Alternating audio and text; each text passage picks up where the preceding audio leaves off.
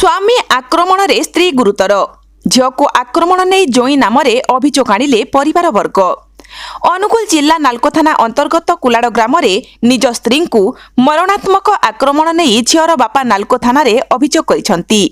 परिवार वर्गों सूचना मुताबक ढेंकानाल जिला हिंदोल थाना अंतर्गत बनमालीपुर ग्रामर जय बेहेरा झील बनिता बेहेरा नालको थाना अंतर्गत कुलाड़ ग्रामर कंदर्प देहुरी पुओ पवना देहुरी वैदिक रीति विवाह करथिले। उभयंकर वैवाहिक जीवन 1 वर्ष पर्यंत ठीकठाक रे चलीथिला। यापरे उभयंक मध्यरे विभिन्न कारण को नहीं पाटितुंड लगी रहितिला। एपरिकी पवना अनेक थर बनिता को मारपिट करने नहीं बनिता निज बापघर को पलैथिले। पुणी बुझासुझा करी झील को शाशु घर को छाड़ी देथिले। गतकाली राति 12टारे पवना घर तरफरु झील बापघर को फोन जोगे जणाई दिया जाइथिला जे तुम झील देह असुस्थ अछि, तुरंत आस। झील स्वास्थ्य खराब शुणी जय कुलाड़ आसीथिले। सेतेबेलकु बनिता को चिकित्सा निमंते शाशुघर लोक अनुगुल मुख्य चिकित्सालय को नहीं जाइथिले। जय सेठाकु जाई देखिबाकु पाइथिले जे तांको झील बनितार बेक, हाथ, आंगुठी, छाती और गाल को कौनसी धारुआ अस्त्र रे आक्रमण करी गुरुतर करिसंती। बनितार स्वास्थ्य गुरुतर हेबारु तांकु मुख्य चिकित्सालय को स्थानांतरित करा जाइथिला।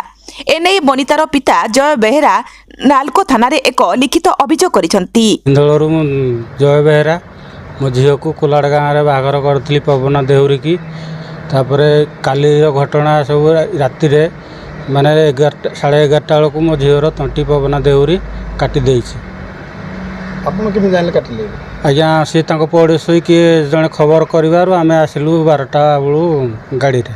झील केतबेले कोठी थिला? झील तलू मेडिकल रे थिला, अनुगुल मेडिकल रे। कोन होइছে तार बेक आउ गाल, छाती, हाथ ये जो आंकुटी कटा जाई सब। से आज्ञा मुझे कथा कही पारिनी, मुझे जी जानी पुणी ये कहूँ। झीर अवस्था केमती अछि? झीर अवस्था ने सीरीयस पूरा। केते वर्ष होइतला बाहागर? आज्ञा 6 वर्ष।